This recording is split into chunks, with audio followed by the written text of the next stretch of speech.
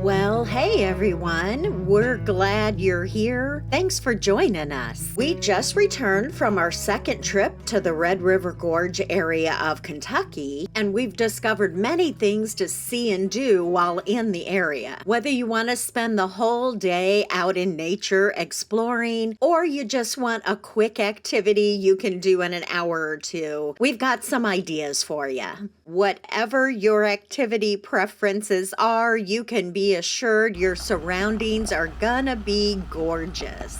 The Red River Gorge is definitely worth a visit. In this video, we'll share 7 things you can do while in the Red River Gorge. The Red River Gorge geological area is a protected area within the larger Red River Gorge area of the Daniel Boone National Forest and covers over 29,000 acres. It has been designated a National Natural Landmark, boasting beautiful sandstone cliffs, archways, natural bridges, caves, waterfalls, and other formations. And of course, one of the best ways to see all of these things is by hiking. This is one of the most popular activities in the area. There are many short trails and day hikes, but you can also plan multiple day backpacking trips here too. Tim and I used to backpack, but these days we're sticking to the shorter hikes. There is no fee or permit required for hiking, but if you do plan to camp, you have to purchase either a 1-day, 3-day, or an annual pass that you display in your car at the trailhead. On the Forest Service website, it listed prices as $5, $7, and $50 for the annual pass, but signs we saw at the trailheads listed the prices as $3, $5, and $30. So not sure which one is accurate or the most up-to-date.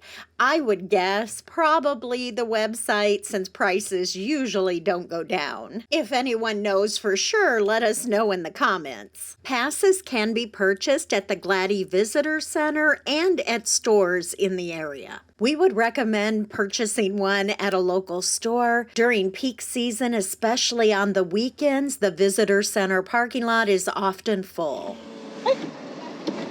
Parking lot full? Yeah. Okay. Everything is completely full to the rim. Oh, okay. We've only hiked a couple trails here, but I would venture to say that just about every trail leads to someplace spectacular. Right next door to the geological area is Natural Bridge State Park, which has some beautiful hikes of its own. Many of the trails lead to its namesake, this natural bridge.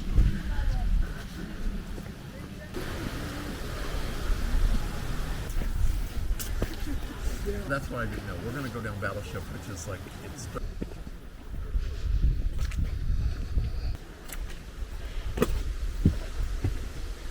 You can take a trail down to the underside of the bridge, but it's a tight squeeze.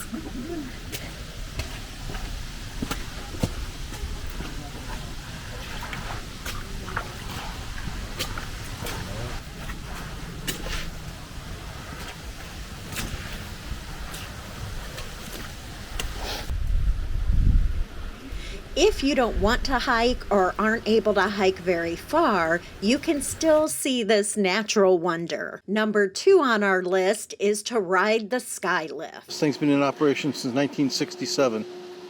It's almost as old as we are. The sky lift is about a 13-minute ride up or down and deposits you about 600 feet from the natural bridge. We were really surprised by how peaceful and quiet the ride was, and the views are beautiful. Oh, it's so quiet. A round-trip ride for an adult is $17, or a one-way ride is $11. The sky lift is only open April through October. Another popular activity in the area is off-roading. No off-roading is allowed in the protected geological area, but in the surrounding area, there are many off-road trails for both full-size vehicles and OHVs. You can find more information about off-road trails in the area on the Forest Service website and at ridethedbbb.org, which stands for the Daniel Boone Backcountry Byway. There's also an off-road park in the area called Hollerwood. If you'd like to give off-roading a try but don't have an appropriate vehicle, Hollerwood has partnered with Out the Top Adventures to provide rental vehicles. They even offer tours with experienced guides familiar with the area. If you want to do something a little more physical and you love the water, you can canoe through the gorge on the Red River or kayak under it on a cave tour. The Gorge Underground offers cave kayaking, stand-up paddle boards, or for those who want to visit the caves without the work, they offer classic boat tours. We haven't tried this yet, but it's on our list for the next time we visit. These tours last anywhere from 30 minutes to an hour and a half, and prices range from $30 to $85 for adults. If you want a little more adrenaline, how about a Red River Gorge Zipline tour? I have a fear of heights, so this isn't something that we'll be doing anytime in the near future, but I'm working on it, so maybe someday. Zipline tours run 1 to 2 hours and are $99 for an adult. Tours are available March through November. And if you want an even higher view of the gorge, how about a helicopter tour?